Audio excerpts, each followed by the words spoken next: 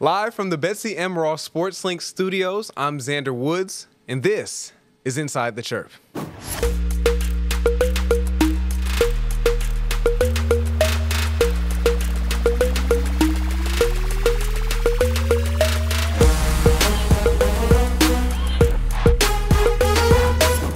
Back in the studio for the second episode of Inside the Chirp, let's see what's happening inside Ball State sports. Women's volleyball came out on top in a tough competition against Wright State on Friday. Carson Tyler exploded for a career-high 25 kills and was named MAC Offensive Player of the Week. The victory capped the Cardinals' non-conference record at 7-4. Over the weekend, men's golf competed in the Purdue Invitational, finishing in a tie for 10th place. Freshman Happy Gilmore placed 4th overall, shooting 69 on the second day of the Invitational. Women's soccer opened the conference play with a MAC clash on the road against Kent State. The Cardinals dropped the contest by a final of 0-1, making the season record 5-4. 25-year Sports Center anchor John Anderson paid a visit to SportsLink on Monday and Tuesday. The veteran anchor hosted a series of workshops and met one-on-one with students to give his expertise. Joining us from our men's volleyball team, Patrick Rogers. How you doing, Patrick? Doing well. How are you? Yeah, doing good. You just got back from Brazil not too long ago, didn't you? Yes. Okay, so at the, sorry to cut you off, but the Beach World University Championships, did I get that right? That's correct. Yeah, it's FISU World Beach University Games. So. Oh, okay. Yeah. So, how was that experience? Just being in Brazil and playing that game. Yeah, it was awesome. It was cool to. I've never been out of the country. This is my first time really being out of the country, so it was cool to see a different culture than what I'm used to, and then their norms and what they do. And yeah, it was awesome. It was a lot different playing there. The sand is a lot shallower, so it's easier to jump in that sand. And yeah, it was just super fun. It was good to get used to the wind and all that stuff. But yeah, it was good. Okay, so you said the sand. So how does playing from beach volleyball kind of translate to playing an indoor on a court? It's a total different game. It's literally quite opposite. Yeah. So they instead of broad jumping to the ball and hitting the ball, you have to jump vertically straight up and go like right up to the ball to hit it. And it's just a total different game. It's 2-on-2, not 6-on-6. So it's more of like a chess game where you're trying to place the ball where you need to score the point instead of just hitting it as hard as you can. Okay. And yeah. So I'd imagine it'd be a pretty good preparation just for like the indoor season, because running around in sand, jumping off sand, obviously a much less stable platform to actually take off from. Yeah, that's how I learned how to play volleyball, was on the beach. And it's good because it's 2-on-2, so you touch the ball more, so you get your control better, you learn how to play, and it is much better. It's a great exercise for anybody who wants to play, really. Yeah. Okay. And so now that you're back here at Ball State in Muncie, it's not really quite Brazil, obviously, but Ball State, what they are known for is their volleyball team. Yeah. And so does that volleyball school, does that seem to, hold up in its name when you're actually at Ball State? 100%. Yeah, it's everybody around knows who the volleyball team is and who's on the volleyball team, and it's fun to have that. We try to do our best to give back to everybody in the community and do what we can. And yeah, it is a very much a volleyball school, and I love it. So yeah. So tell me, what are you planning on bringing to this team that seems to be pretty established as it is already? Yeah, this year I'm looking to be more of a leader and a vocal leader, and show the younger guys what they should do and what they need to do. And this year our team is, I think, much better than we were last year, and because we got a new transfer and we got a couple new guys coming in, and I think our team is very good, and I think we could do a lot of good stuff this year, hopefully in the national scheme. So. Volleyball had an impressive home opening win against Wright State, with SportsLink courtside for the action. Drew Wilmot and Natalie Wooldridge have a first shot from our cameras and ESPN.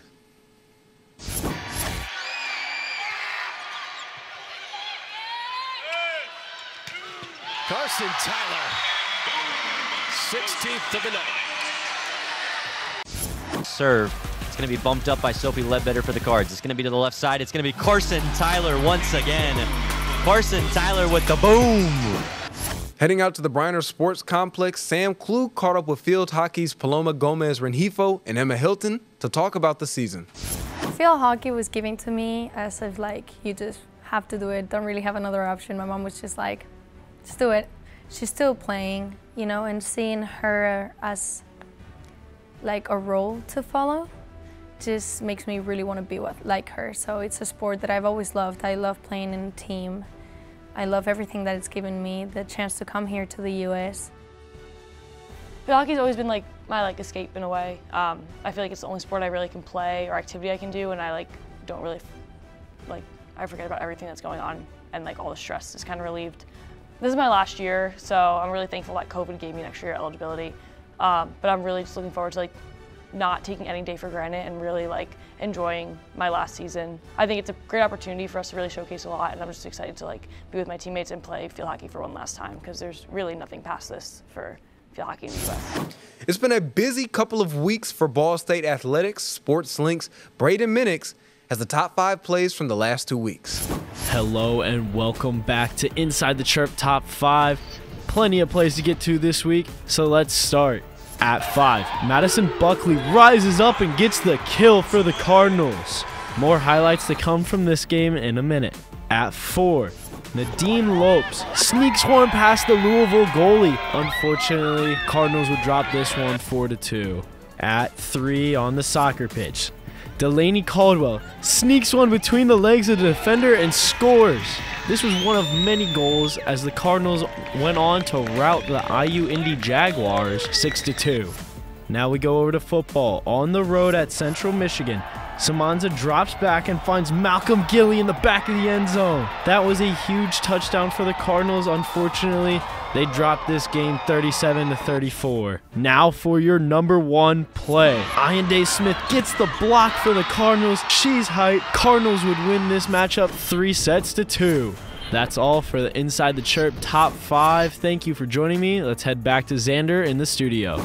Joined in the studio, we have a very highly decorated track athlete, Alana Springer. How are you doing today? I'm good. How are you? Doing good. So I see that you're in your full track outfit. You were taking some media shoots? Yes, it's media day today. It's exciting. Okay, so you're getting your headshots done and everything? Yeah. Okay, that's what's up. So really I wanted to kind of touch bases with you about that. You really kind of came on to Ball State very strong. You know, you were probably the best MAC track runner, winning MAC Freshman of the Year your first year here. Still saw a lot of success your sophomore year. And so as decorated as you are of an athlete, you know, what's really that motivating factor for you not to be complacent?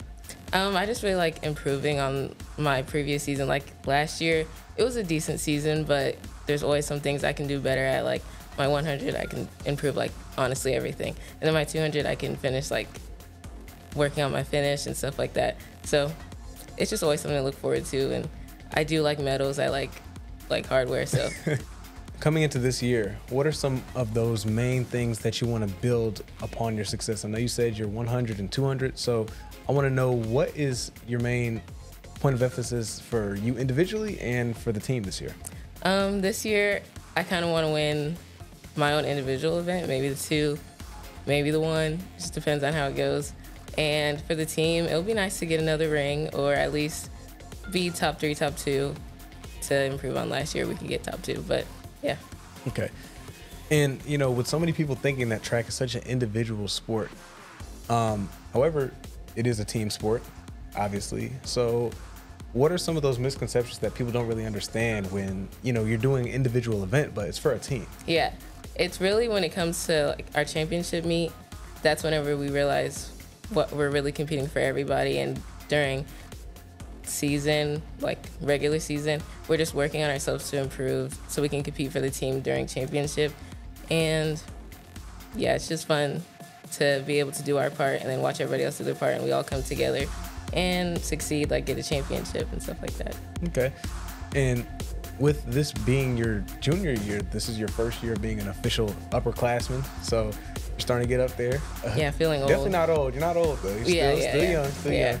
But now, what is that older, more mature Alana? What does that role look like for her? Whenever I was a freshman, I was dedicated, but I didn't take it as serious as I do now. Now I know what to expect. I know how I'm supposed to compete, how I'm supposed to practice, and I realize I'm a role model for the younger group, and it just really helps like apply pressure and reminds me to do my best every day because you never know who's watching. Right. Well, if you not taking track and field serious and for you to be as successful as you are, I'd like to see what a locked-in Alana looks like. Shoot, it might get scary. It could get scary for everybody Just a else. little, yeah. Okay. Well, thank you so much for your time. I really appreciate you sitting down with us. Thank you. Yes, for sure. From the Betsy M. Ross Sports Link Studios, I'm Xander Woods, and this has been Inside the Chirp.